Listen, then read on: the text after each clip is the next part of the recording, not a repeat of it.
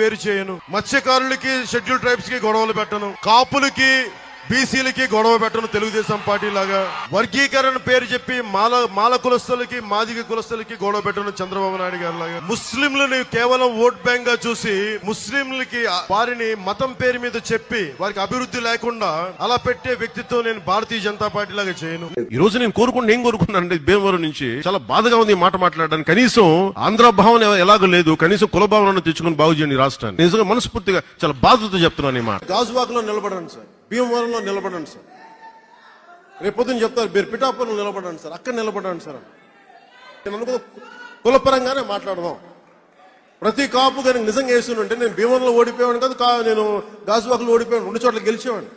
కోరికలు ఉన్నాయి కదా, ఎవడు మా కులం నుంచి ముఖ్యమంత్రి అవ్వలేదు. మీరు ఓటేయండి, అవి చూపిస్తాం. ఎందుకంటే కాపులు చాలా నిర్ణయాత్మకమైన శక్తి. తెలంగాణకి తెలంగాణ భావం ఉంటుంది, మా ఆంధ్రప్రదేశ్ కి దురదృష్టం ఏంటో దౌర్భాగ్యం తెలియదు. మాకు ఎప్పుడు కులాల భావం తప్ప మేము ఆంధ్రులు అనే భావన మాకు లేదు. చూసారుగా కులం పేరుతో ఓట్లు అడుక్కోవడం, ఇంత పబ్లిక్ గా ఇన్ని వీడియోలతో ఇంత రాచకంగా ఒక కులం పేరుతో ఒక మతం పేరుతో ఓట్లు అడుక్కుంటే ఈ దేశంలో ఎలక్షన్ కమిషన్ ఏం చేస్తుందో తెలీదు, మీడియా ఛానల్స్ ఏం చేసాయో తెలీదు.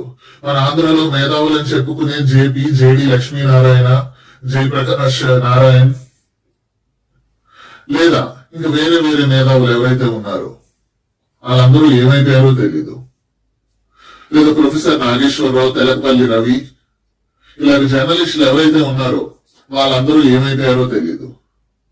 ఒక రాజకీయ నాయకుడు ఎప్పుడు ఏం మాట్లాడతాడో తెలియని రాజకీయ నాయకుడు, ఒక ప్రిన్సిపల్ లేని రాజకీయ నాయకుడు, ఒక విలువలు లేని రాజకీయ నాయకుడు మీరు లజ్జగా ఒక కులం పేరుతో ఒక మతం పేరుతో ఇలా ఓట్లు అడుక్కొని పార్టీలతో పొత్తులు పెట్టుకొని ఎమ్మెల్యే అయిన నాయకుడు పెద్ద ఫ్యాన్స్.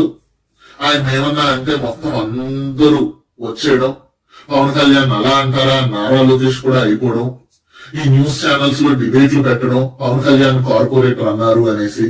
దేనికి? అవును అంటారు, ఎందుకంటే ఆయన అసలు కార్పొరేటర్ కూడా పనికిరాడు, ఎందుకంటే ఒక విలువలు లేని రాజకీయ నాయకుడు, నిర్లజ్జగా రాజకీయం చేసే ఒక రాజకీయ నాయకుడు. కులం పేరుతో మతం పేరుతో రాజకీయాలు చేసే వాళ్ళతో ఏంటి మనకి?